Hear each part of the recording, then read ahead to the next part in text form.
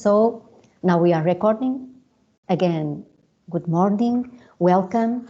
As you could see in the agenda, Ana Ribeiro was supposed to make this starting and this opening of the conference, but she had a problem and is not able to join us. Indeed, she had a call from a European project, and she was mandatory to be during this morning in a session with the European Commission. So that's why she's not here with us today. Just to say also that thank you to all of you that that registered this conference, also to our speakers, special thanks to their availability to be here with us, and also for the partnership from this project that with us, CITEV, prepare this final web conference, and we hope that you think that this is very interesting because we are talking about exploring the FASCINATE textile markets in Canada, USA, and Japan. So, just to start and to make some warm-up before we go to the presentations and to the final panel, we'd like you to go to Slido. To join Slido, you can do it or reading this QR code that you can see in your screen, or you can go to the web and slido.com, and when you see the number, you will put the number that you see in the here, that is 181683. And after that, I'll start the questionnaire and you can begin to do it, the question. I will take just a little minutes to see if everyone can join. I hope. If you have any problem, you see that Elena put in the chat the link to the questionnaire. So if you have any problem join it, you can also use that link that is now available there.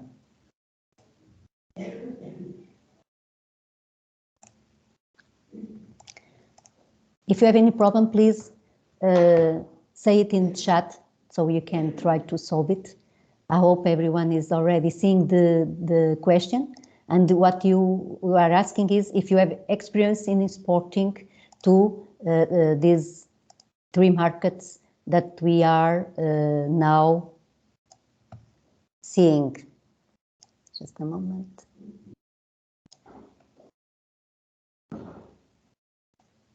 Sorry.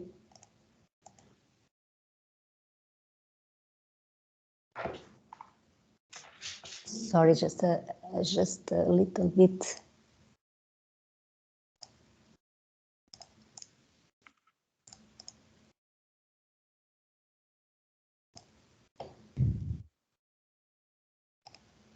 So we can see now that results are appearing. You can see some of the audience has no experience in export to those markets. We can see also that we have 64% of the audience has experience in export to SA. None of the above is passing to second place. Japan is the second market, and Canada the last one that our audience has experience in exporting to there. I hope you are following these results. Of course, when you join the Slido, you can see the results also. But here we have the answers going. It seems like we are still having answers being had. We know that probably some of you have some difficulty to assess and take some more time. It seems like we are in a song contest to see who wins this part, and we see that for now, our audience, probably that's why they came to this web conference, is because they have not yet experience in exporting to those markets, so they are interested in knowing more about it. That's why I think we have 15% that have no experience. 45% are already exporting to USA, 32% to Japan, and 27% to Canada. It seems now that is more or less it's now finished because there is no changes occurring. So we can return to our web conference. This was just to have a feeling about the experience, of course, of our audience related with these markets that will be focused today. So from my part, for the starting part, it's all. We hope this information in beginning helps to the others speakers to have this information when talking about the different parts. We can go on now, and for that we have with us David Garcia from MODAC that will present us the FASCINATE journey. So you will have, it will take us in a journey to what was this FASCINATE project. I'm saying because this is the last month of this project. So whenever you want, David, you can start it. Thank you very much.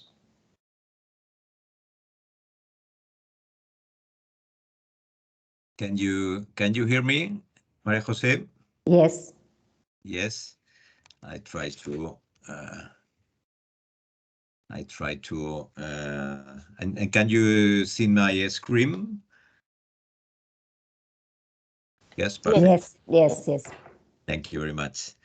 So thank you, Maria Jose, and thanks also to all the participants in this final conference of the FASCINATE project, in which we will learn about the results produced in the framework of the project.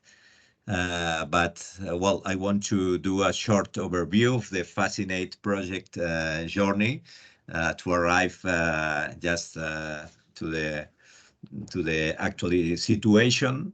And well,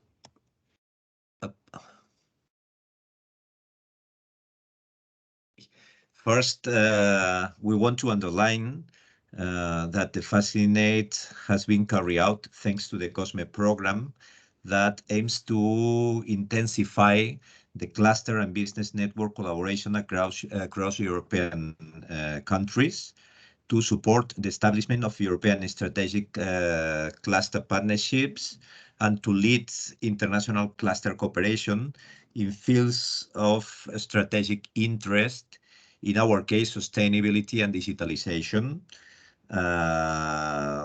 So, in the other hand, our sector are experiencing a deeply change in the European industrial strategy in general, and also in the strategy of the textile and fashion industry.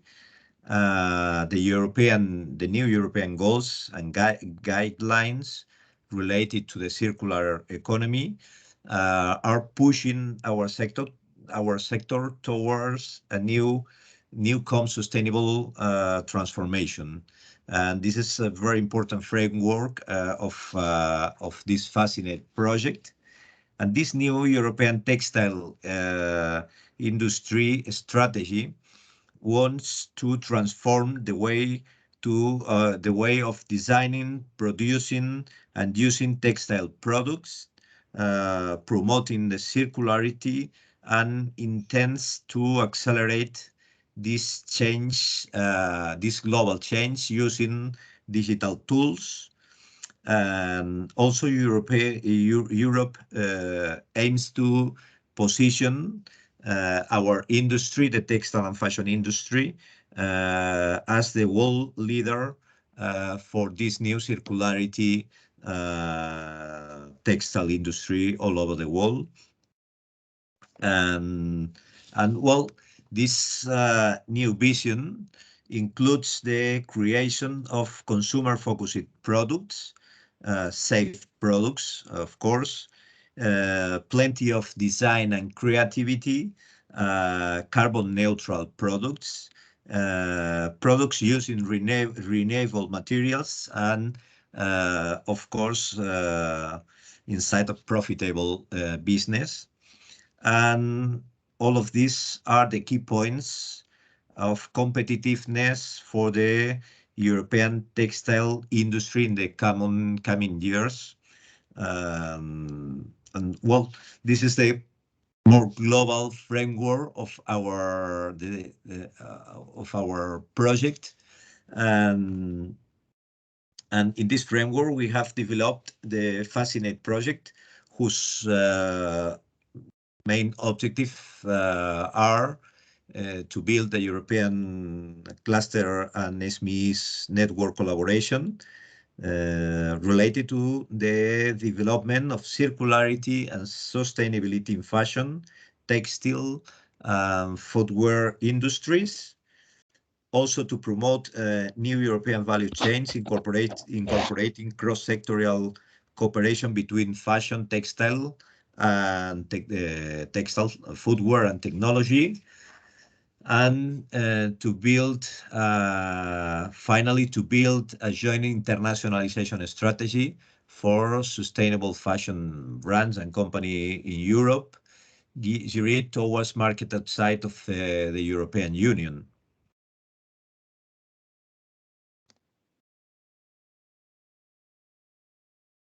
Okay, the scope of the project includes the textile, fashion, and footwear sectors, as we said, and it is focused on two topics: sustainability and digitalization, and has developed products addressed to clusters and small and medium-sized companies. And we also have strategic partners as technological centers or large companies, but our beneficiaries are clusters and small and medium-sized companies. And well, our main objectives is of FASCINATE has been to build a joint internationalization strategy focused on promoting exports from Europe to non-European markets, based on common objectives and values among all the countries participating in the project. And well, we will know this joint international strategy today. So, well, finally, I want to review the products generated by the FASCINATE project. On one hand, we have carried out an analysis of our capacities and resources, especially linked to internationalization.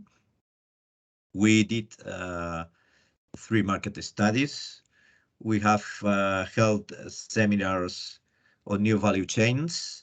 We organized training activities and international learning events.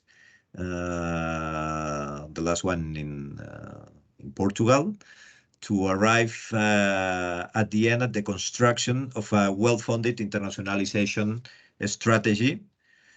And well, this is all from my side. It was a very useful and nice journey. Thank you very much again. And from the Fashion Catalan cluster, we are at your disposal for any question. Thank you very much, Maria Jose. Thank you, David. It was very, very short, but you have shown us an overview. I don't know if We can also talk about something that is relevant because we'll talk with some of them in the part of the panel. We have during this project defined some front runners from the different countries of the partnership, and those front runners we have asked them some information related with the markets and their experience in markets, and now we have 3 of those front runners in our panel that will share with all of the audience about their experience for that. Can you say, I think this is a very, very important and very relevant result from this project. Can you say more or less what you think about that? Well, yes. Well, I think that one of the most interesting things of this project is connecting not only clusters between among all the European countries participating in the project, also connecting experience and enterprise. And as you know, Maria Jose, we joined a very interesting trip in Porto, and we visited some companies there in Portugal, but we connect some of Spanish and all the participant countries companies, SMEs, with Portuguese companies, and this connection, it's very interesting. I think that the future of Europe is exactly this point of connection, because at the end we are learning the best practices of some of our SMEs, and share this knowledge is very interesting, because at the end we are not competing between us, we are competing in a global market, and we have a very interesting new value is the circularity and this new sustainability leadership in Europe and and I think that this is something that we can share as add value to access to international markets. So well, I think that all this all this project journey was very interesting, and I think that is only the first point to share in the future a lot of good practices between us, and I think that is it was a good the best beginning for that, you know.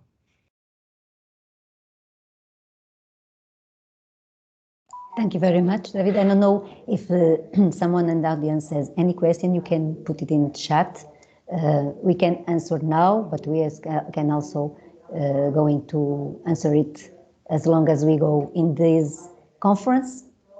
If not, so you know that you can leave your questions in chat, and if anything, if necessary, we go to the previous speaker to ask them the question. So, considering that, we'll go on now, and we will start talking about market study at Canada, USA, and Japan. This part will be present by me, so I will start sharing my screen.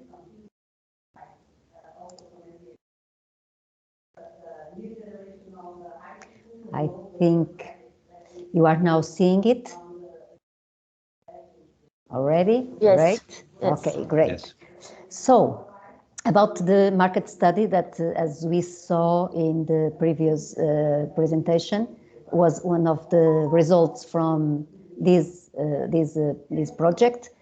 This market study, the main goal is to provide a comprehensive diagnosis to possible target markets that we identify as Canada, Japan, and USA regarding the sustainable fashion clothing sector.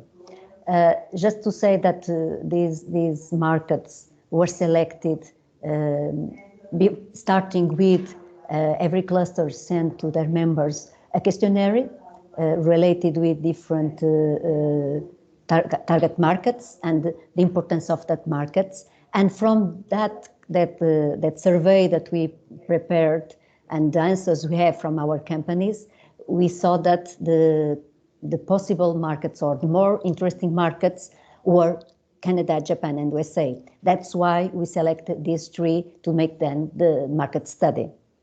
Just to say that this presentation is a very brief summary of what the market study has, but you can access the full market study report.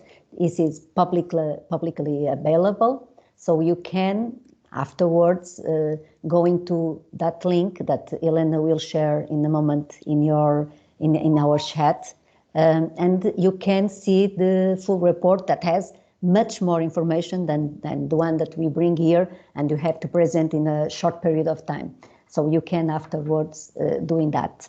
You have already the link that is shared by Elena, and you can then go to make the download of this market study.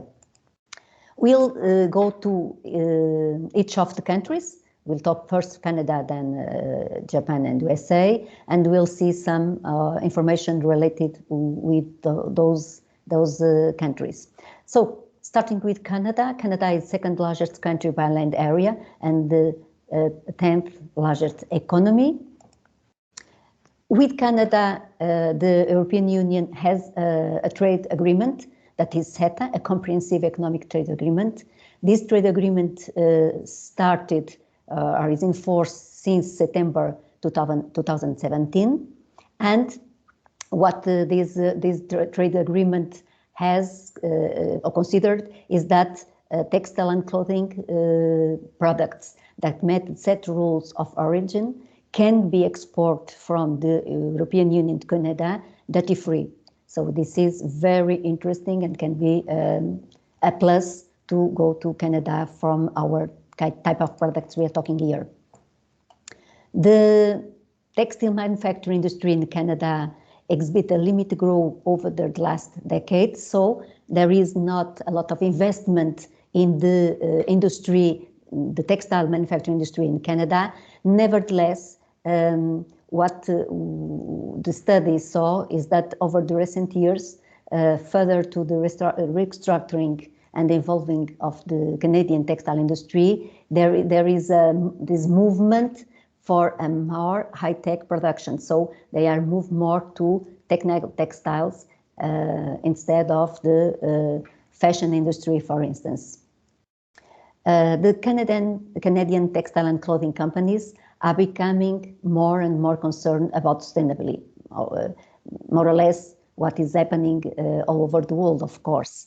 This sustainability is focusing several issues like the production process, the materials used, the industrial wastes, and the work conditions.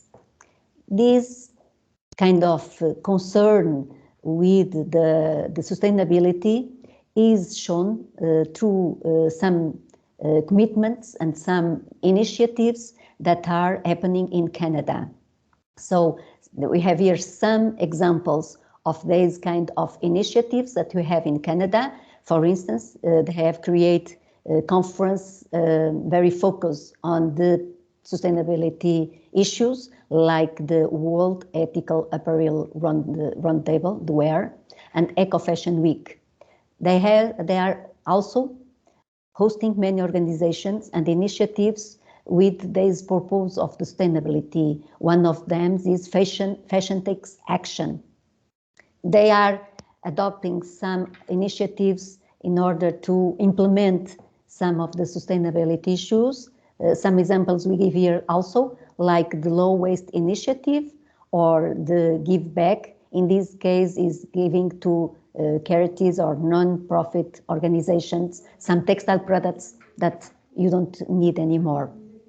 They are also creating networks where companies can offer their unused raw materials for others to recycle or reproduce if needed.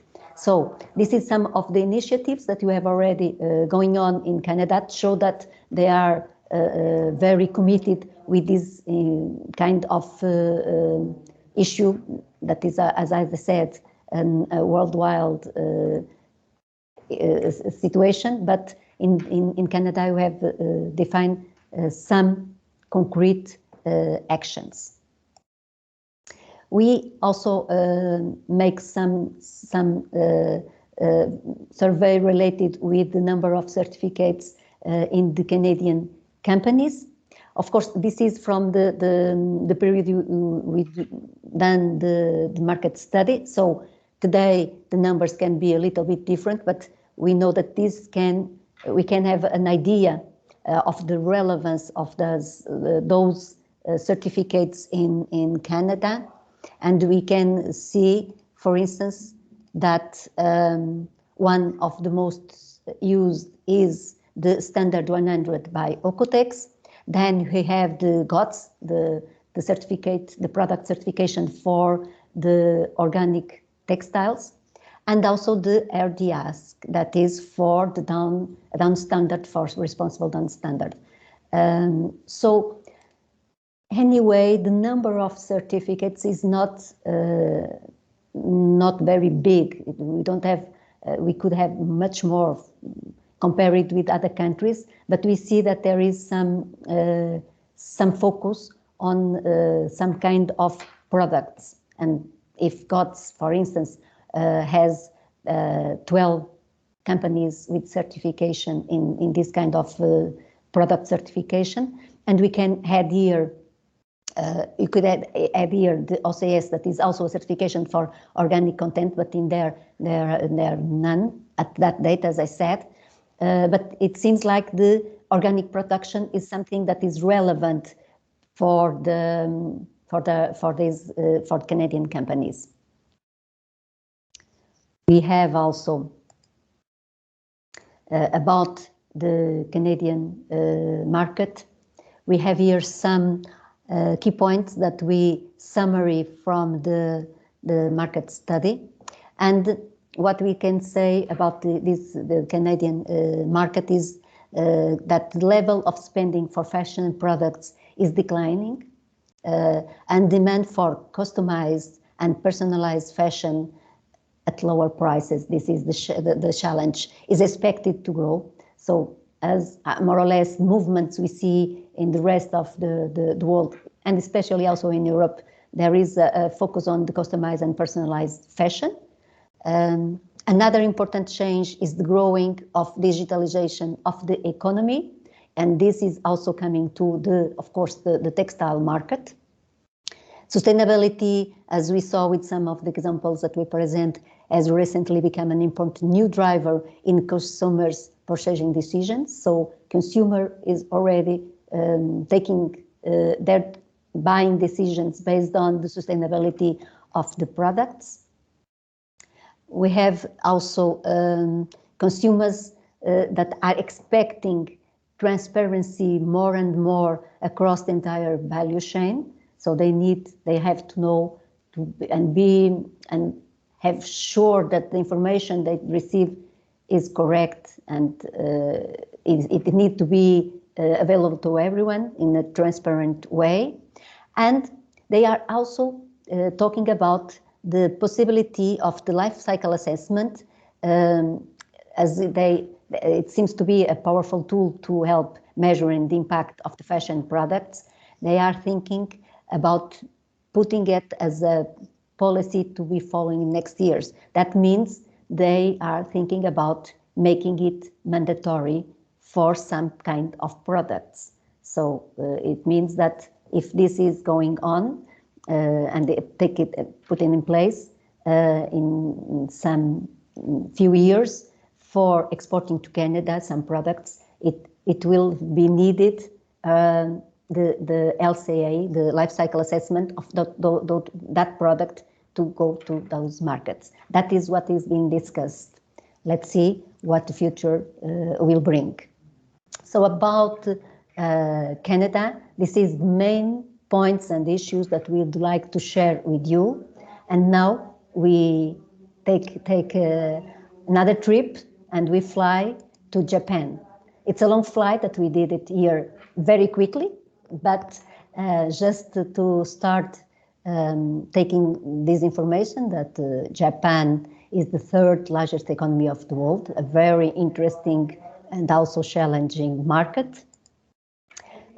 With Japan, the European Union has also an economic partnership agreement that entered into force on 1st February 2019. So we have just more or less 3 years of this agreement. It provides for immediate customs duties removal for more than 90% of the EU and Japanese originating products. Just to have a figure, just in the first year of the agreement, the apparel industry exports grew 9.5%. So this is also a very interesting agreement to go to Japan. And one of the issues that we have coming to some exportation countries is sometimes the taxes we have to pay. So we can go on. Japan textile industry stands out of its diverse venture and global network, and they are seeking more environmentally conscious society, very focused on the environmental issues. The Japanese textile products are known for their quality, design, and intricate partners. They give a lot of relevance to the quality and the design, and they are very focused on products that are very simple and intemporal, that can be used for several years. Other important feature is the innovation industry. In Canada, they have been very innovative in the textile industry, and they have been developing a lot of new products, very focused on the people to be more active, fit, and healthy. This is about the general industry in Japan. But even so, and talking about this part of the sustainability, the Japanese textile and apparel industry is changing and following Western fashion trends. Nevertheless, the traditional clothing remains a valuable part of Japanese culture. So our fashion aesthetic is coming to the Japanese market, but the traditional clothing and their own culture is still very, very present in the products they are interested in buying. The retail value of second-hand fashion market in Japan is growing in the past years.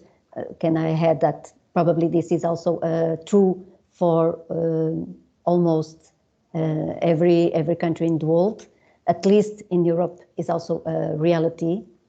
A study shows that for Japanese consumers, the most popular material for the fashion purchase was organic cotton. So they are very focused on organic cotton, and they have another interesting position, that they are not attracted by the clothes made from food waste fibers. As you know, in the last years, we are more and more we have available some new fibers that are made from food wastes, orange, pineapple, etc. And interesting, the Japanese buyers are not very attracted for this kind of products. Even though, I don't know if this is the real reason, we are not competing with the food market, because we are using the wastes of the food, but probably this is one of the reasons, because they are not very attracted to this kind of fibers. In terms of number of certificates in the Japanese countries, we have, as in the Canada, the most relevant certification is Standard 100 by Ocotex. That is very far, as you can see, from the other kind of certifications. And then we have also the organic content standard and the global organic textile standard. So these two, one with 43 and the other with 31 certificates. Then we have also the GRS, the Global Recycle Standard, and also the Recycle Content Standard is in fourth year. The responsible wool and responsible down are also have some certificates in Japan. We have 18 companies with EcoPassport Biocotex certification. As you know, I think you know is for the chemical products, and also 2 companies with Made in Green Biocotex certification. So here in Japan, we have a more quantity of certificates, sorry, in this area, and also with more companies that have this kind of certification and different types of certifications. Now going to the main key points that we have from the agenda. There is a great diversity of colors obtained through eco-friendly processes. So in Japan, I think there is relevant that the process can be eco-friendly, especially part of the dyeing process, and they are using natural or they like natural dyes to be used for the dyeing process, but they need a great diversity of colors. So we need to have more colors than the ones, and a good quality. Don't forget that is also a very relevant point in the Japanese market. The Japanese sustainable fashion brands have a strong digital presence also, and the Japanese consumers are looking for quality and long-lasting simple products that can have excellent functionality and performance. So they want the heaven. They can everything they have. They want performance. They want functionality. They want quality and long-lasting products with the sustainable concerns. They are attracted to sustainable own textiles fabrics from the European Union. So this is also a very interesting part. Usually we talk more when we make a reference for sustainability in textile and clothing industry is much more focused on fashion. But interestingly, the Japanese market has an attraction to the home textile that have sustainability criteria included, and that are from the European Union. There's been also in the last years an increase the interest in recycled textile raw materials and supply textile raw materials with certified eco labels. So they also giving importance to the products that are exported and are certified to make sure that that product has indeed that kind of the criteria that is saying that has. So if it's a recycled textile material, should be certified for that. And we now go from Japan and fly again, and this time we fly to United States of America. We are there already. We are in the third largest country by land area, and this is the world's top economy. At least it would be for now. I don't know if it will continue in the future, but it still is the world's top economy. Between the USA and the European Union, we don't have actually any agreement or trade agreement in force, but we share an old and mature political and commercial relation between these two countries.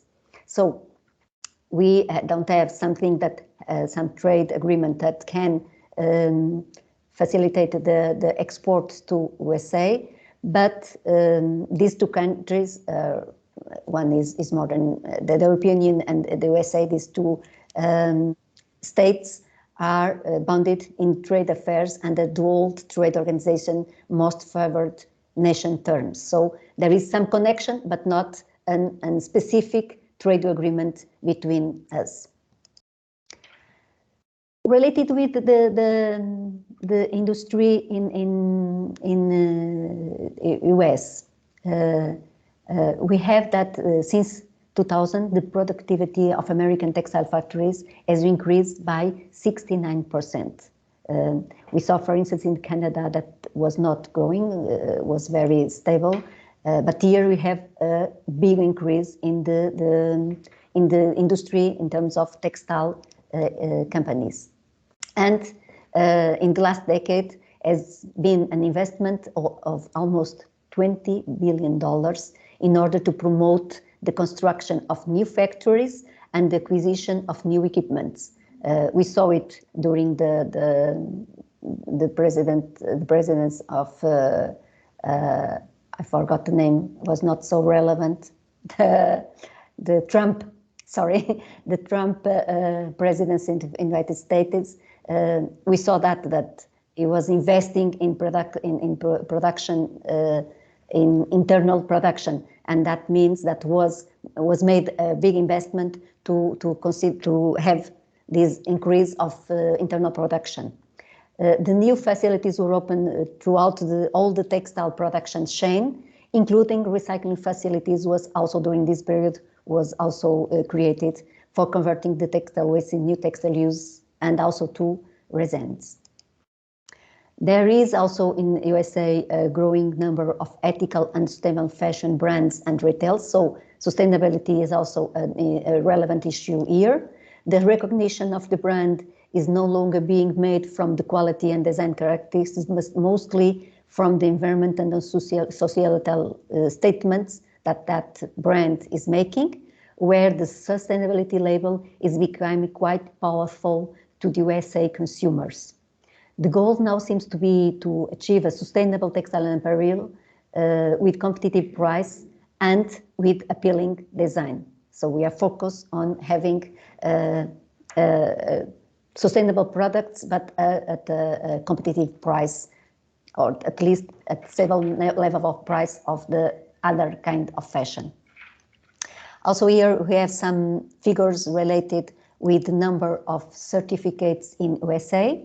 As you can see, we have again the standard 100 by Ocotex with the larger number of certifications, and very near, in this case in the USA, is GOTS, the Global Organic Textile Standard.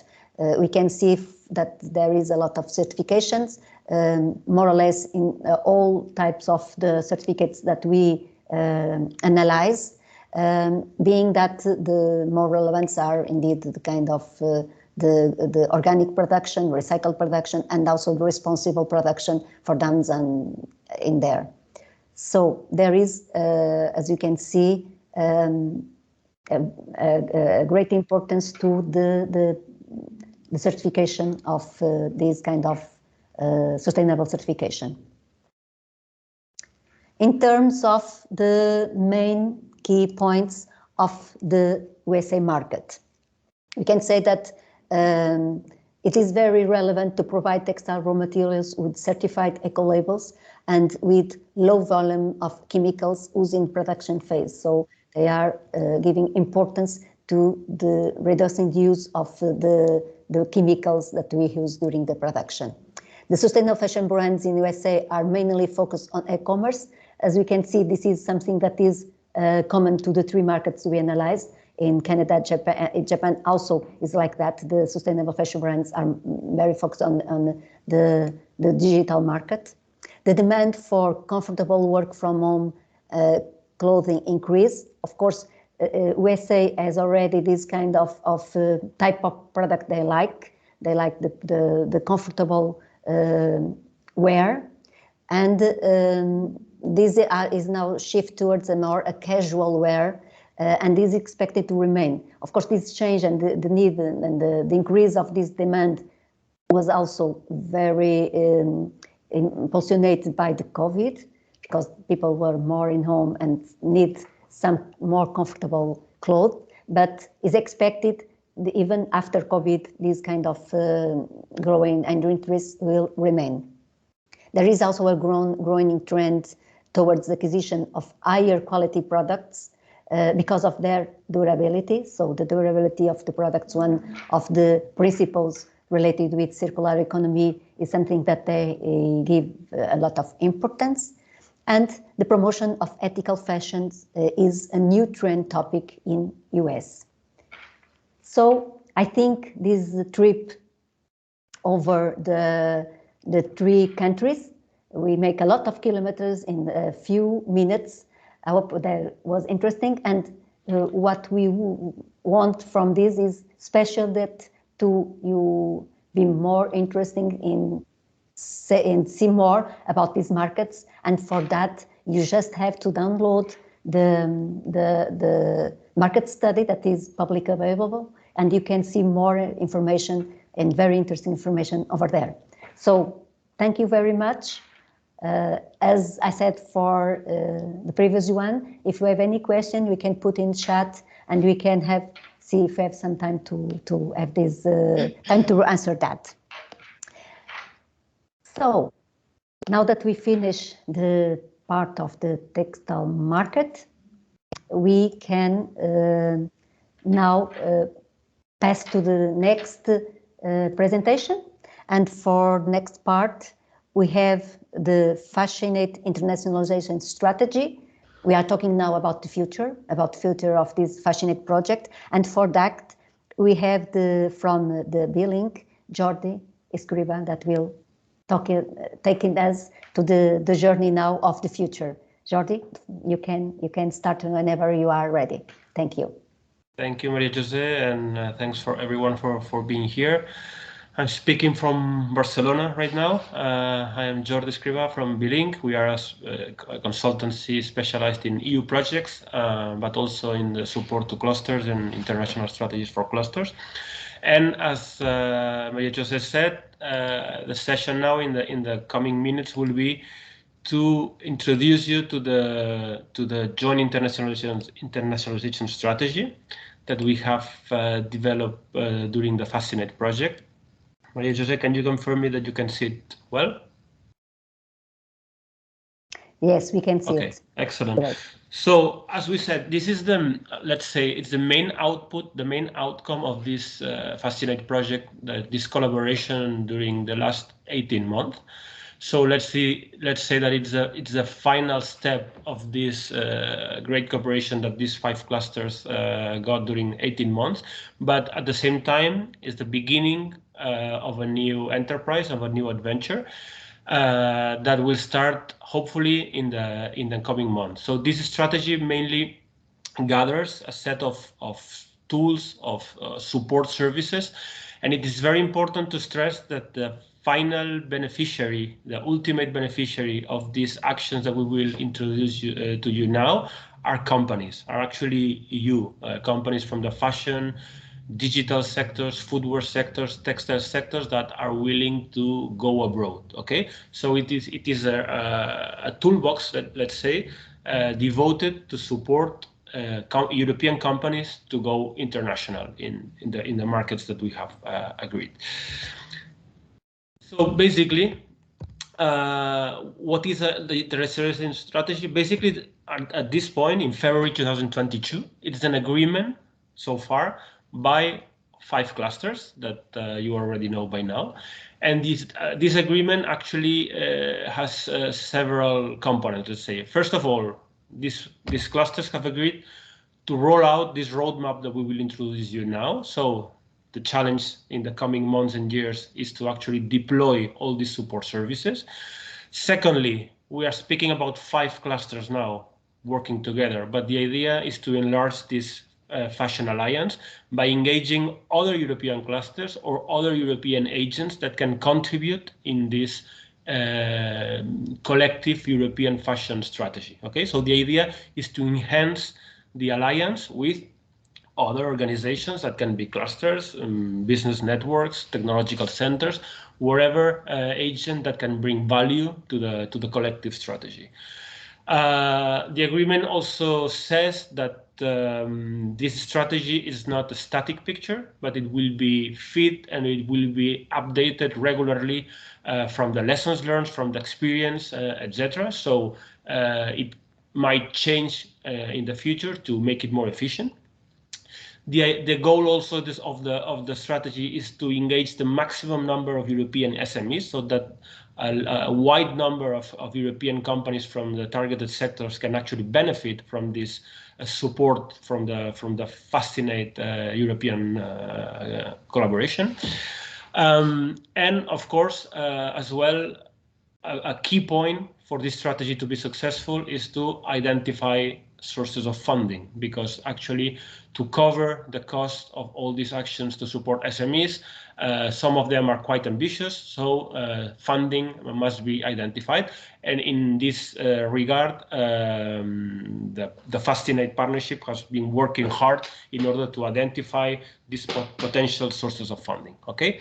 Finally, the last point of this agreement will be like the FASCINATE Alliance would like to represent, to some extent, the fashion industry in relevant forums within the EU or without the EU, in forums where they're speaking about international markets, about sustainability trends in the fashion industry, etc., etc. So the idea is to become a bit like a representative, at least partially, of the European industry.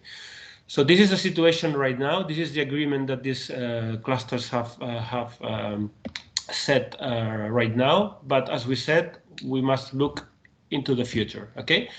Then there are two main concepts underpinning the strategy that we are presenting today. Some of them have already been introduced by David previously, but mainly we are speaking about that the whole internationalization strategy is underpinned by the digitalization trends and the sustainability and circularity. Okay, so everything we propose, it will be taking into account these two trending topics, let's say, in the industry right now.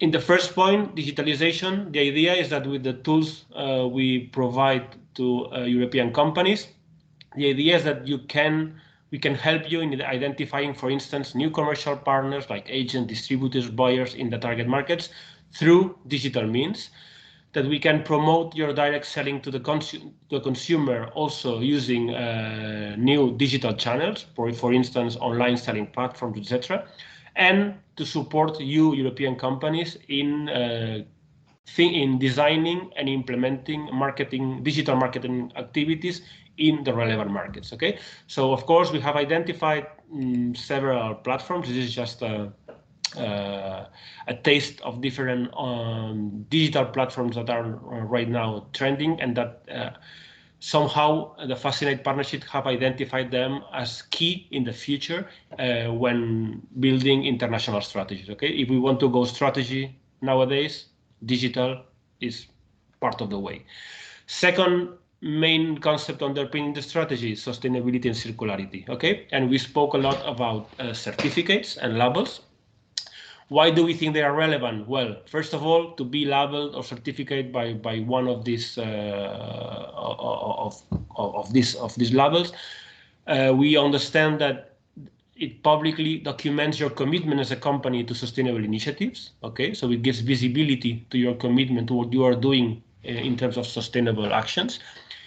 It might increase the consumer's trust in your brand or in your company, and it will give you competitive advantage in the markets, because as we have identified, Japan, Canada, USA, for instance, they are very sensitive to these sustainable trends. So what FASCINATE will do is to support the European companies that want to be labeled or certificated by these labels, to support you, giving you information, giving you training to support you in getting these certifications. Okay, so the idea is that the partnership, the FASCINATE, can help you in the process of getting labeled and then benefit of this better advantage position. Then, about the strategy itself, well, I will not unveil any secret now. You know already this, as I said, these 5 European clusters have worked during 18 months, and the main markets that have agreed to work towards are Canada, United States, and Japan.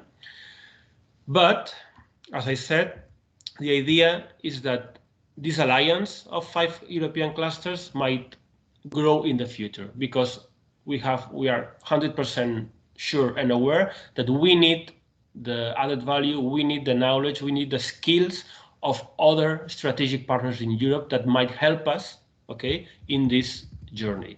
So we have identified at this point several organizations across Europe. This is, again, a dynamic process. We are identifying them regularly, but the goal is that with these profiles of organizations in Europe, as you can see, chambers of commerce, private consultancy, business support organizations, research and technological platforms, clusters, etc., they can help us in some of the FASCINATE objectives, which is to keep developing the new value chains that we have been identified, that they can provide technology to companies, etc., in order that you can work towards these objectives of digitalization, sustainability, and circularity. Okay, so the idea will be to somehow allow the matching between the company's needs in terms, for instance, of technology with the offer of technology in Europe by technological centers, by research centers, etc. So make like a matching platform. And finally, of course, that these strategic partners can help you as well in the process of exporting or going abroad. Okay, so these organizations have been already identified. With some of them, we have already signed specific cooperation agreements. But the idea in the coming months is to make this strategic partners network grow. Okay, because the more value we have in Europe, the more solid will be the FASCINATE internationalization strategy. But of course, we've done the same in the target markets. So we have identified as well, let's say, focal points in this in both Canada, Japan, and United States. Organizations, again, same type of profile: chambers of commerce, trade promotion offices from European countries in these markets, research centers, etc., that we might need their support when we engage with international activities. For instance, if we want to do a business mission to the United States or to Japan, we for sure will need assets in these countries that will help us in organizing the agendas, in finding the right distributors, the right channels to penetrate, etc. So for this, FASCINATE has been preparing this network during these 18 months, and now as well we have identified them and contact them, and with some of them already have cooperation agreements saying that when the strategy starts, we can count with their capacities, with their skills in order to support us. Okay. And in terms of international exhibitions, which is an action that for sure will be in the roadmap that I will introduce you right now as well, the FASCINATE has already identified many fairs, many exhibitions very sensitive to the circularity, sustainability principles in the fashion industry. Okay, this is just, of course, it will be impossible to attend all these exhibitions, but the idea was to do a map of opportunities. Then, when the time comes, the most promising exhibitions will be selected and actions will be done in these events. Okay, but for you to have a clear map of what has been done. And then finally, about the strategy itself, of course, as I said, we were speaking that we will need for sure funding in order to deploy some of these activities, because some of them are costly. One of the opportunities that already has been identified, and I would like to thank you in this regard, the European Commission and the Executive Agency for the SMEs. If I'm not wrong, Mr. Valentino Izzo from AISMEA is among the participants today, the project officer of the European Commission, and that is supervising our project. We have identified this opportunity for funding, the Eurocluster call for proposals, that normally in 2022 should launch a call for proposals, because we think it's probably one of the most promising funding opportunities that better match with the FASCINATE strategy and better match our goals of deploying all these services that we want to do. Okay, because the Euroclusters call supports internationalization actions, supports training, supports networking, supports developing of new value chains, developing of new products and services, etc. So for sure, we will. The 5 clusters have already agreed that this is a unique opportunity and that an application should be submitted. But it won't be the only one. Other sources of funding have been identified, and with ideally a combination of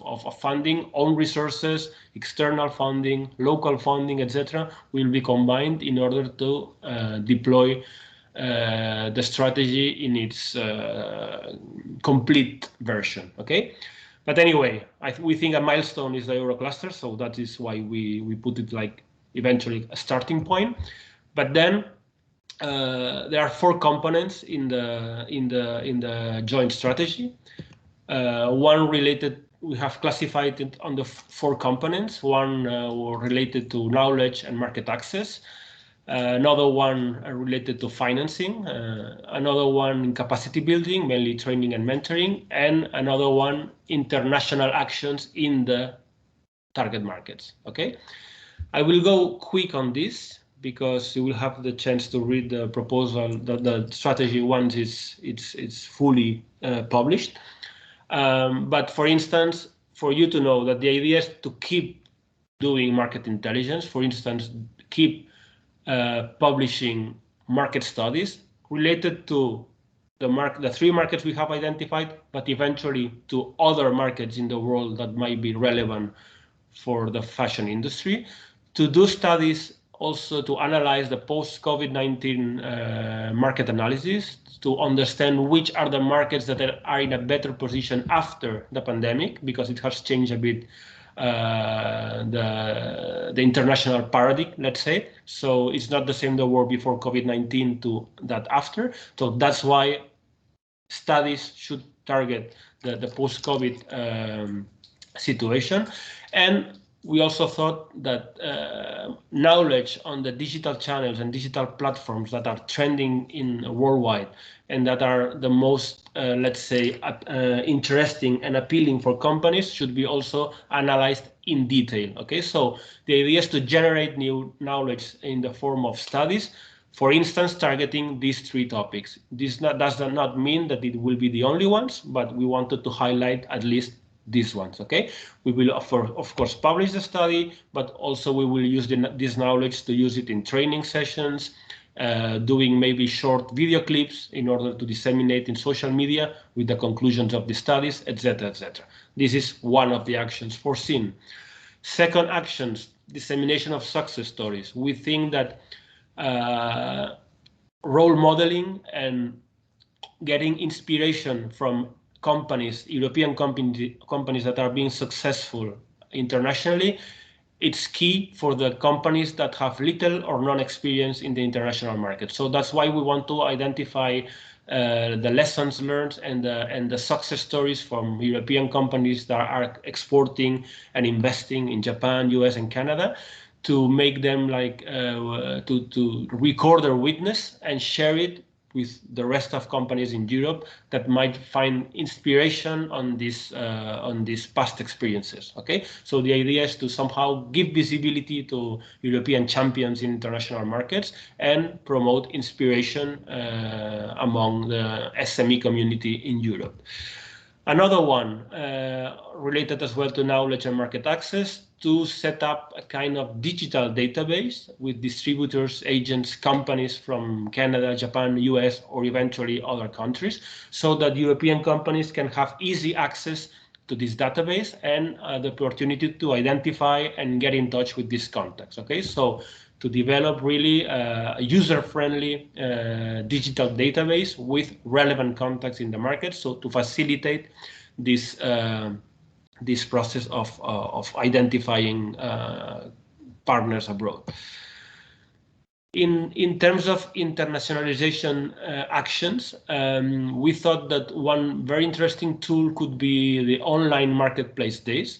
As we already said, the BIT mentioned it, I mentioned it, digital channels and digital platforms are now key tools in order to access markets. So the idea is to organize, like, for instance, one-day events in which we can invite several panelists, several key speakers representing these digital platforms, and that you, as European companies, can have the opportunity to listen to them, how their platforms work, how your company could be promoted in their platforms, what are the pricing, how the platforms are functioning, etc. So, like, presentations of the different opportunities that each platform might provide, and also allow companies, European companies, to, like, book individual meetings with these representatives from these platforms, so that you can eventually discuss and negotiate eventual agreements with them if you want to promote your company or your brand in this online marketplaces. Okay, so putting together online marketplaces and European companies in the same event, okay, and with direct touch between both sides. We thought that this could be very interesting for you. It has been done already by some of the clusters of the FASCINATE with success, so that we want to replicate this at European scale. Another tool, digital marketing campaigns, to support your companies and brands in designing and launching digital marketing campaigns. So the idea is to provide you with eventually training or mentoring in order that you can design the most efficient digital campaign, maximizing and optimizing the resources that you might need for doing it. Okay, so digital marketing campaigns, another tool.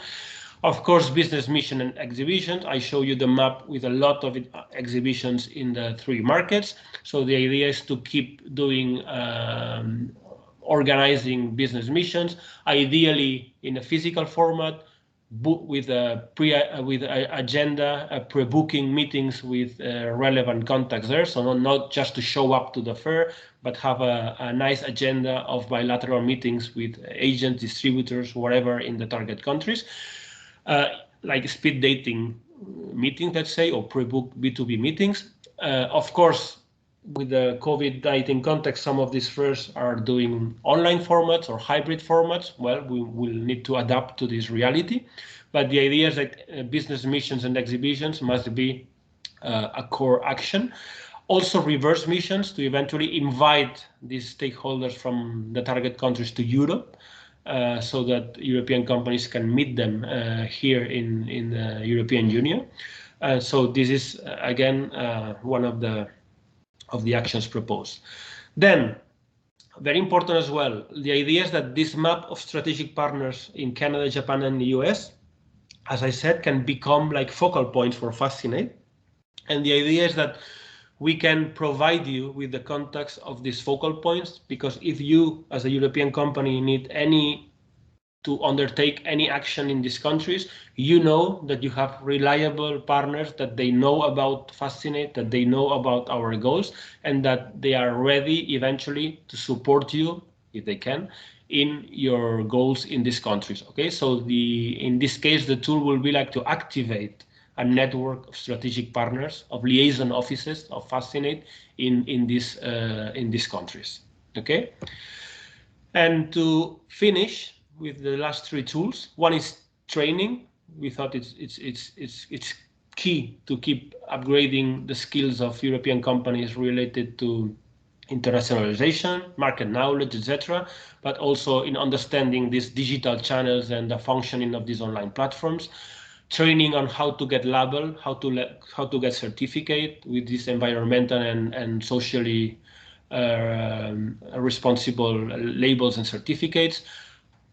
Training, for instance, on how to effectively make a communication about sustainability, not only that you are sustainable, but that you learn how to communicate to your customers, etc., to your external stakeholders, what you are doing.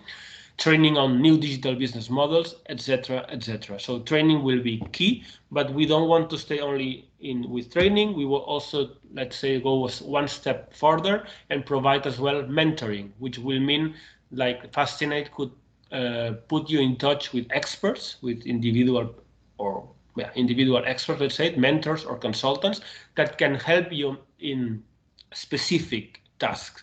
Like, for instance, that can help you in getting one certificate. In the process of doing it, you know that sometimes it's a bit complex to get certificated, so you can have a mentor provided by FASCINATE to accompany you in this process, or in understanding the digital channels, or in communication about sustainability. So not only to stay with training or training session, but also provide like a more continuous support through mentoring. Okay, so the idea of FASCINATE is to identify this pool of mentors and make it at your disposal as European companies. And finally, fourth component, last one, would be directly funding some strategic activities of European companies in international markets. Okay, so for instance, with the Euroclusters call for proposals or with other sources of funding, we could eventually think in a scheme of vouchers in order that you can fund some of, for instance, your human resources. Like eventually, if some company could hire an export manager if they don't have it, and that this can be supported with external funding, funding to cover the licenses to get registered in these marketplaces, to develop a market campaign, to pay a trainee, a trainer, a mentor, a consultant. So like putting a system of vouchers to, let's say, I don't know, just saying, but 5,000 euros, 10,000 euros per company through a fair and transparent competition, of course, based on merits, in order to support these individual or eventually collective actions of European companies. Okay, so the idea here will be to identify this funding that can cover part of this cost. And the last point, again related to funding, as I said, we were mentioning a lot Euroclusters, but we will, as a FASCINATE, keep identifying other sources of funding based on EU programs, Horizon Europe, the Interreg, International Cooperation, Erasmus Plus for the program for education and training of the European Union, the Single Market Program, etc. So we will screen call for proposals that match our objectives. But not only EU programs, also some EU projects are already, that have been funded by these programs, are already running, and they have their own internal call for proposals using these voucher systems. So why not trying to benefit from these projects in the related to the fashion industry that are using this call for proposals to fund individual SMEs? We will identify them and we will try to promote them among you, so that you know that opportunities exist. EU funding as well, but related to the ones managed at national level, like the Next Generation EU in your countries, in Denmark, in Bulgaria, in Portugal, here in Catalonia, etc. We will as well identify the calls related to the Next Generation or to the European Regional Development Funds that are also managed at national level. Okay. Finally, identification as well of national public grants, not at the EU level, but at national level. Here you have some examples, for instance, from Spain and Catalonia, Axio and ICEX, that have their own system of incentives for internationalization. So this has as well to be promoted among you, because so that you know that these opportunities exist. And finally, more from the private side, some venture capital initiative that also the partnership has identified. Okay, all this information will be synthesized in the joint internationalization strategy. This is just a presentation of the main parts, but we will go for a full document. Okay, in which we will structure all this information so that it is easy to interpret for you. Okay, so that's all from my side, and hopefully in the coming months we will have good news related to that this strategy is not longer in a paper, in theory, but that we can actually start implementing specific actions. Thank you very much. Thank you, Jordi. Now we are going to the last part of this conference, where we hear from our experienced companies, our front runners, their experience in internationalization for the target markets we identified. For that, we have with us Mariana Doré. She's from Jornal T, a very important textile journal in Portugal. Thank you very much, Mariana, for here and for moderate this panel. And we have three of our project front runners. We have from LIPAC, and from LIPAC we have Jorge Pereira. Good morning, Jorge. Thank you also to be here. We have Miguel Pedrosa Rodrigues from the company Pedrosa Rodrigues. Miguel, thank you also to be here. And we have also from Minowar, a Bulgarian company, Johan Galapov. I hope I have said correctly, but if not, please forgive me. Johan, yes, good morning. Yes, correct. Also. Thank you very much. Good morning. Great. So, Mariana, now the time is yours. You can go whenever you want. Okay, Maria, thank you. Good morning. First of all, I'd like to thank your presence, and particularly to CITEV for this event and for the invitation to myself. To start this meeting, I'm going to do a presentation of the speakers of the panel that are representing the companies with export experience on USA, Canada, and Japan. One of the front runners are LIPAC. Jorge Pereira is CEO of this Portuguese company. This company was founded in 1987 as a company specialized in the production of sewing threads and texturized yarns. Was a complete range of sewing truss for a traditional and special application like garments, shoes, mattress, automotive, military, and texturized yarns for fabrics. Also knitting, socks, trimming, and labels industry. LIPAC main goal is to permanently offer the highest quality standards, keeping its strong position in the market. Search and development, technology, and innovation are the key concepts for the company present and future. LIPAC is certificate ISO 40001, ISO 90001, ISO 45000, is also member of the Better Cotton and has produced certified standard 100 by Ecotex, GRC and GOTS. The main international markets outside European Union are Brazil, Canada, United Kingdom, Russia, Tunisia, Morocco, and Turkey. We have with us also Miguel Pedrosa Rodrigues. Hi, Miguel. Hello, Miguel. Mariana. No. Hi, how are you? Miguel is co-owner of Portuguese company Pedrosa Rodrigues. This company is a garment manufacturer supplying top brands worldwide since 1982. Produce women's wear, men's wear, children's wear, baby wear, sports wear, and nightwear also. They develop and engineer the garments following client specifications. They sample cost and price and then manufacture according to clients' quality standards, enforcing quality control and providing convenient logistic solutions. The company is certified ISO 90001 and CA 8000 social responsibility and has produced certified standard 100 by Ecotex and GOTS. The main international markets outside European Union are Canada, USA, and South Korea. We have with us also Johan Galapov. Hi, Johan.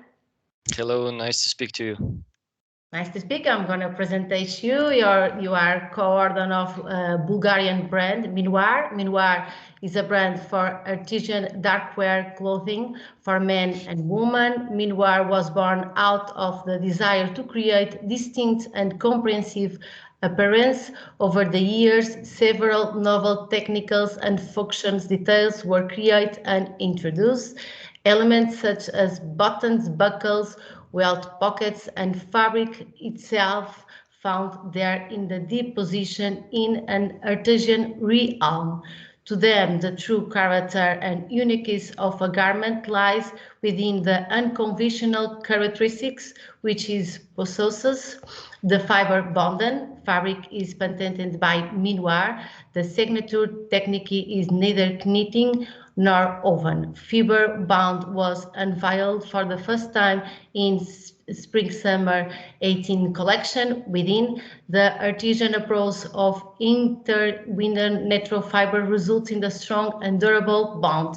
The finder bond garment possesses individualistic and one-of-the-kind appearance.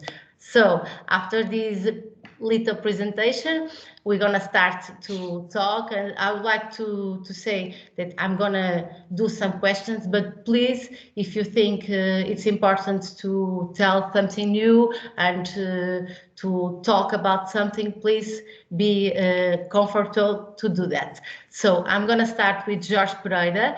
And Jorge, hi, thank you for being here. According your experience, what are the main advantages and difficulties of the Canada market explicitly? Well, about the advantages, big market, easy negotiation. Prices is not always the most important for them, because it's easy to in the negotiation to know the prices of our competitors. What they want is to get the right price to close the deals. So one of the main advantages is the very transparent business culture. For us, the disadvantage are the distance. The distance, because the cost of transport is high, and also when we want to visit clients, the distance in the country is too big, and it's not easy to go to one place to another one in a few hours, or to visit many clients in 1 or 2 days. It's our main opinion about the Canada market, but it is one of the most interesting markets abroad we have. Because of the price, can you talk a little bit more about this just price, the relation that they provide with you? Yes, they are very transparent. You know, when they want something, if the price is fair for them, and sometimes the culture is much more different than European. Here we try to get a few cents more all the time. And there we don't see it like that. They have a target price, and they put on the table and they say, okay, what I need is this. If you can offer the same product or a better product for this price, we can make a deal. We don't do difficulties, or we don't find difficulties on the negotiation when we have what the right product they want to get it. So this is a very good opportunity to Portugal. They have quality products, and sometimes they cannot be competitive with the low price of another industries like Asian industries. No, Portugal cannot compete with that, and we are not interested in compete with products from Asia. We look for other kind of standard clients. Yes. Thank you. I'm gonna now do a question to Miguel. Miguel, what about USA market? Is this the American way of doing business very different from the European way as on Canada? Hello, everyone. Hello, Mariana. It's great to be here, and thank you so much for your kind presentation earlier. I'd like to point out that USA as a market is a vast one. And it's very discerning, and definitely I think it has a very cool factor to it. Right now, the USA market, I believe it's aligned with major trends of luxury streetwear. And that actually sits perfectly with Pedrosa's specialty. So for us, we're doing quite well. It's a natural match. It's good. It seems to me that the USA market tends to be more compartmentalized than the EU market. Also, it's my understanding that the USA market has a more global reach to it. They don't think local first and then expand. I think they tend to approach things as global to start with. which presents a different standpoint. A very different point. Yeah. There are also slight cultural nuances that I think we tend to understand that, but I'll give you some examples coming out of my direct experience working with them. The Americans, they tend to be pretty much straight to the point.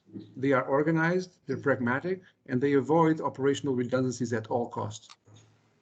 It's always very clear who does what. So if you do well with this sort of system, then it's very good to work. But it's also great to see that being like this, but they're also visually bold, very experimental, but they can be that way and still be disciplined and very analytical of their success, versus the EU market, where they, of course, they still tend to be innovative, but coming from a place of tradition or heritage. So it's a very rather different approach. But I quite enjoy working with Americans because of this straight to the point approach, and avoiding redundancies, operational redundancies. During the pandemic, I'd like to add that we've seen a very big increase in demand from the USA market, and in comparison with the EU market. And I believe, or I blame that as a result of government policies towards economic support and investment. The US market kept the ball rolling faster and with much more efficiency. Okay, thank you. We're gonna then talk about this market with more partner, but now I'd like to talk with Johan Galabov. Hi, Johan. Hello, once more. Saying correctly your name? Johan? Yes, this is correct. Okay, Thank perfect. you. So you have already experience in the Japanese market. Based on your experience, what are the key factors to success in this market? First of all, thank you for the presentations, and I'm glad to be part of this. And for your question, I would like to begin with that. Ever since we started 7-8 years ago with our company, the first partners we could collaborate with were actually from Asia and Japan particularly. So this happened because we invested a lot in appearance, we invested in branding, and also tone of voice. For us, this was a crucial factor because we've always paid a huge attention to aesthetic in general. So I would like to quickly just point out several points which I think are factors, speaking from the name of a clothing company and a manufacturer of garments. So first of all, you need to know knowing their needs, what the Japan consumers, meaning final consumers, need. The second one is language. Most of the Japanese final end consumers, they're not aware so much of English language, so having some interaction in their local language is very key. Also, showing that, for example, for partners, that you know their business for wholesale, you know what their attention to is in the European market is a key factor. So culture here plays a great attention as well, because Japanese culture is very old. It's they rely and also pay attention greatly on their culture. So having this quality to show that you pay interest to their culture is very important. In terms of a clothing company, quality of course comes on the first place. In our case, we're an artisan company. We try to produce some unique, very different and also wearable garments. So quality is very important in the long term. This is an important factor. Also being flexible.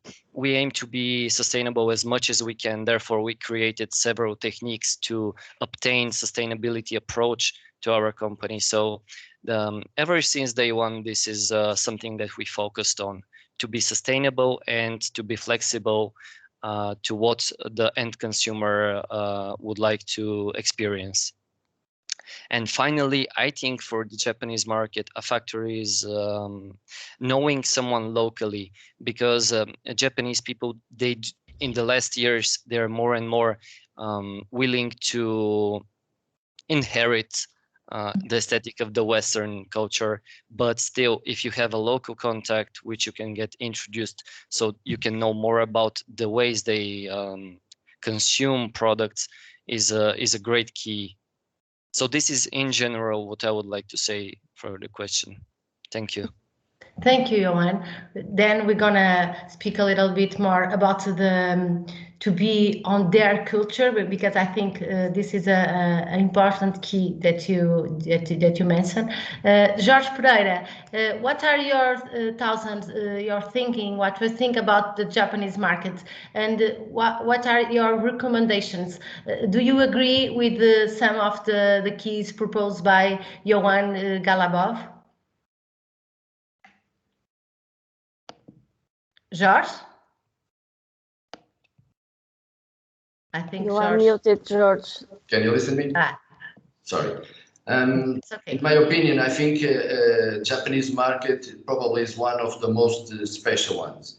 Why? We need to be patient. We need to insist on this market, and we need to invest in long term. Once you get the trust of the clients of this market, probably you will have one of the best clients you can find on the market. Okay, so the culture and the confidence are the keys. Yes. How long do you take comparing to Union European negotiations? What are the bigger difference between the negotiation here in Union European and on the Japanese market? Normally, when you have a new client here in Europe, you can make deals in a few weeks or a few months, but in Japanese market, usually you take years. You need to be seen 1 year, 2 years, 3 years, till they start to see that you are on the market for long term, and they can trust you. They can move the orders from other companies to your company. It's a question of trustable with the Japanese market. And do you think the language it's an important factor too, according to? I don't think so, because everyone speaks English. No, so that I don't see that as a disadvantage. I don't see that. Okay, thank you. Something we need to know for the Japanese market. We need to have something special, not usual products. They look for quality, you know. Mm-hmm. And you have to do specialized products for them. Yes, almost the times they have special requirements, and they look for that, and for them is something special when you can offer what the other competition don't offer. It's an advantage. Okay, thank you, Jorge. I'm gonna ask now for Johan again concerning the Canada and USA markets, the advantage and the difficulties of a brand in Canada and USA are the same as the manufacturers Lipaco and Pedrosa, or are different? Well, I can say as much as I know from the face of a clothing brand, and certainly USA has been a very open, very easy market for us, and it is our main market. Also, the import is very easy for us to deliver our goods, and currently we do not have any difficulties with working with Japan or Canada in this regard. But of course, I think that especially for manufacturing in Europe is more promisable, more affordable than comparing if you produce in United States or in Canada, as well. And in terms of quality, the European quality in general is of a very high quality. We know many brands who produce in Europe that are from United States and Canada. So this is a very big point why European market is so strong. Okay. And how is the experience on USA and on Canada, please? Well, with both of the target groups, I believe that in our case, it's easy to communicate with the consumers. As Mr. Rodriguez said, they're very open. They look globally. They are not asking too much from their local market, and they're willing to directly approach the European market and brands in general. To a global market. They think, of course, yes. They think like there is global and not for these only markets. Yes. Exactly. I do not feel there is a barrier that we need to step over so we can get to the United States market and Canada as well. Okay, thank you. Thank you. Miguel, do you think that the sustainable fashion is an available factor when approaching international markets like Canada, USA, and Japan, and why? I think sustainability has to be at the core of every company's values, operations, and value proposition to its clients. I mean, this happens regardless the market you're in. It doesn't really matter if you're Lipaco or Pedrosa or Johan, you have to have it somewhere down your story. My perspective is that we work in luxury, and luxury needs to be flawless. A beautiful, expensive garment must not have been made recklessly. And this means it must bear the respect for human and natural resources, and these are also the substance of luxury. So from Pedrosa's perspective, we are working with sustainability as being part of who we are, but also as part of our product, of whatever we produce and how we see things, operations, product, clients. I mean, it's everywhere. So from my point of view, this is applicable to Canadian, USA, Japanese markets in full, but also to the EU market, of course. This is something we just can't avoid anymore. I think we lost our moderator, though. Yes, we think there probably she has some problem, and she have to leave. But I think she will come in a few minutes. We hope, or else I'll take the time needed, and I'll continue it with questions. We'll manage, yes, while Mariana is coming. So thank you very much, Miguel, for your explanation. About you, Johan, as your brand is already presented in Canada, USA, and Japan markets, which of these three markets you consider easier and why, or the ones that are more interesting in your kind of products? Right off the bat, I should say that it's United States. Ever since we started our clothing company, this is the greater percentage of customers that we've had, and also partners. We've never had issue with the United States market, as well as Japan. Of course, the main obstacles are import and export, and United States is much more flexible in terms of import compared to Canada and Japan.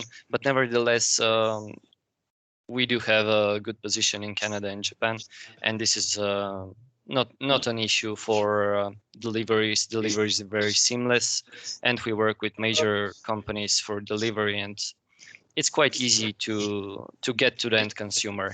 But United States is the major one. Great. Mariana, as you saw, we go on because we see that we have a problem. I'm sorry, I have a little problem, but I'm here. You're back. So you can continue it. I made the question to Johan about the Canada, USA, and Japan markets. Yeah, so you can go on from there. Yeah, thank you so much.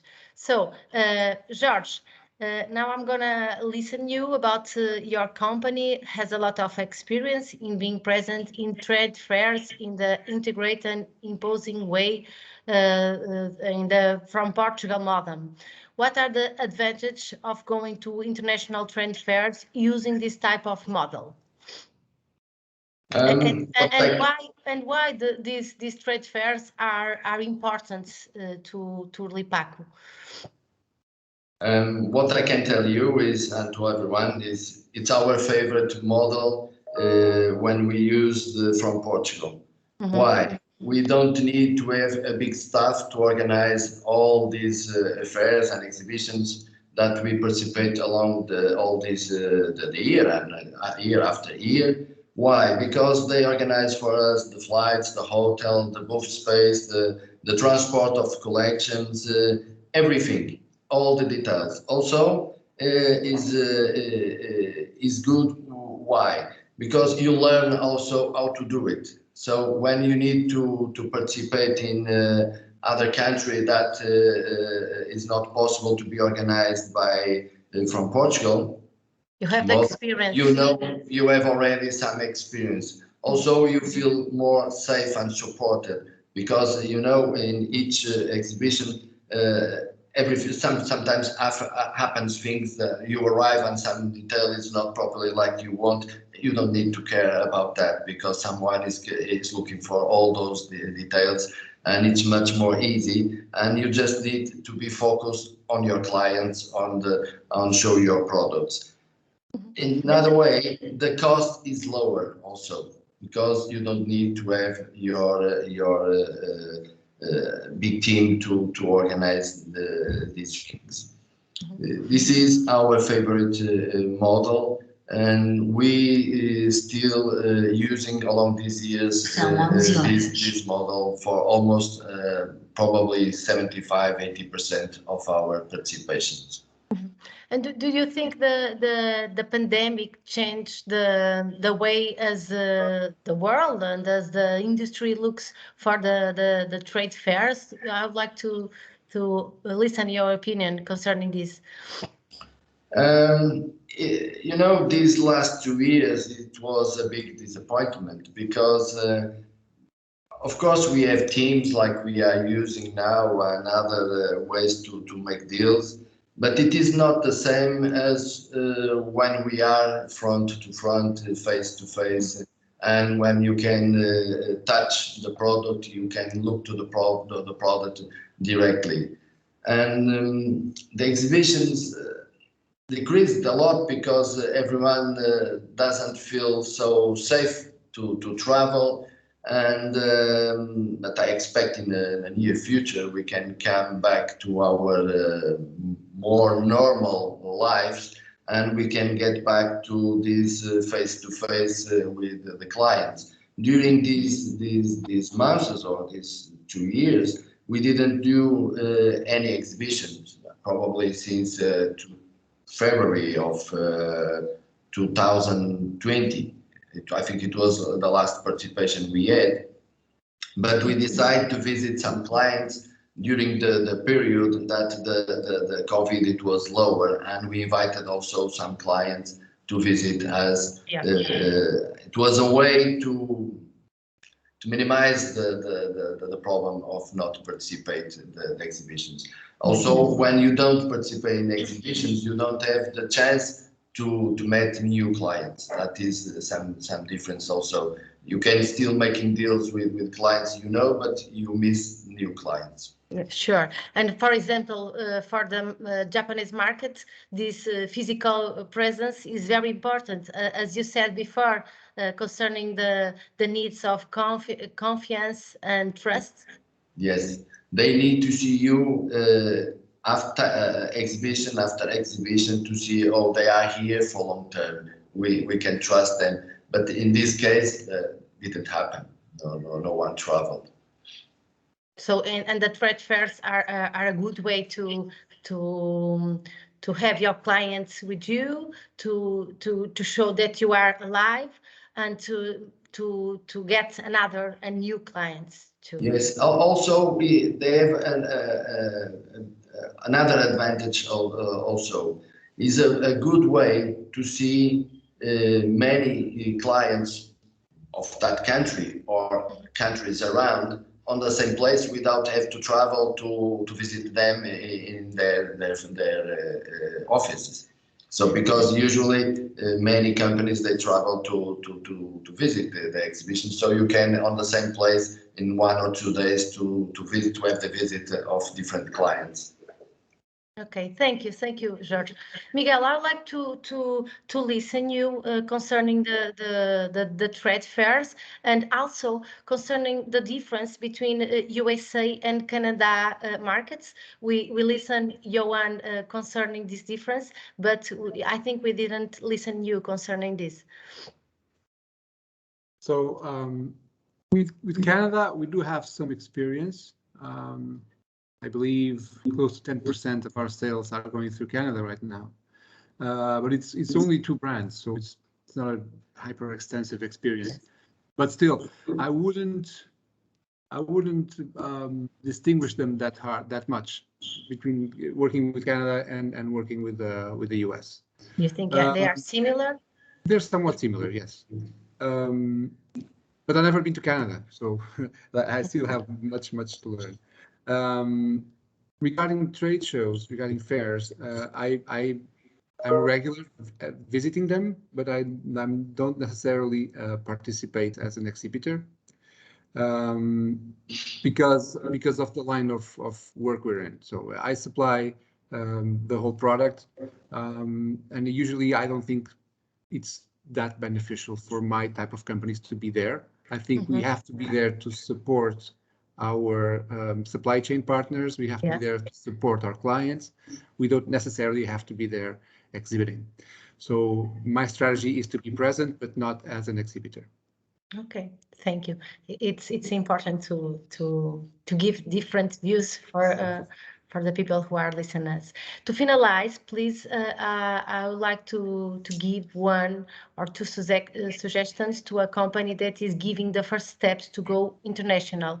I will ask to be quickly, like 2 minutes, so we can start with you, Johan Galabov. Thank you. My 2 suggestions are, firstly, as a starting company, as a starting brand, you need to try as much as possible to present at local fairs, at different exhibitions, events during Fashion Week, most importantly, because this is when people internalize, they travel a lot. So locally is important, but as well as digitalization, especially now after COVID-19, has made some restriction with traveling. Digitalization is extremely important. Having a very reliable website and branding in general is very important. Okay, thank you. Jorge, which are the recommendations to go international? In my opinion, as soon as possible, to participate as more as possible in the exhibitions, be patient and not expect to make business in all of them. You are there to show your company, to show your products, and collect contacts for future business. In my business, in these longer years of internationalization, I can say that probably I have never gotten an order during an exhibition, but later. So contacts are for future, for the next weeks, for the next months. So we are there to show that we exist, how we are, and what products we have, and what we can give to the clients for the future. So okay, be patient is important. And you, Miguel Pedrosa Rodrigues, what are the main suggestions? Yes, I'm going to be fast. I might be a little bit over aspirational, but I'll try and keep it focused. So always go international. Nothing is national anymore. Bring something unique to the table. Be authentic. You have to be true to what your company purpose is. Otherwise, you're not telling anything special, going to be a commodity. Understand the value drivers at your disposal and work for them. Approach the market with focus, consistency, and resilience. It will take time. George is absolutely correct. It will take a lot of time and effort. And be aware and adapt always. You have to understand change when it's coming and be able to react to it. Learn to embrace change, because that's the only thing that will never change, is that change is still here. It's never going to stop changing whatever you're doing. And the last one, never stop working on your network. You have to know people. You have to be aware, and you have to be a radar, understanding what's all the forces around you. That's it. Easy. So I think in a general, branding is important, patience, be authentic and have this ability to change and to read the market and be flexibly led. Yes. They are the keys. So I would like to thank you for your important contributes and thank all that are present here. Thank you. It was a pleasure to be here. Maria João, it's yours. Thank you very much. Thank you. Thank you. Thank you all. Thank you all. Thank you, Mariana, Miguel, Johan, and George. Anna couldn't not attend this closing part, but I'll make it. So thank you for the inspiration, especially the last ones, Miguel. I've taken some notes, and I would like to thank you all your attendance and participation. At first. Okay, sorry, I have an interruption here. I hope that you find this web conference a productive one and fruitful one.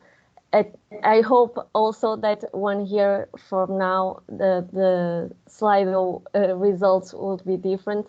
The market study will be fully available for you, so it will be easier for you to explore these markets, at least one of them. And I hope you have a wonderful day. Have a nice week. Thank you. Thank you. Thank you. Thank you. Bye-bye. Thank you very much. Thank you much.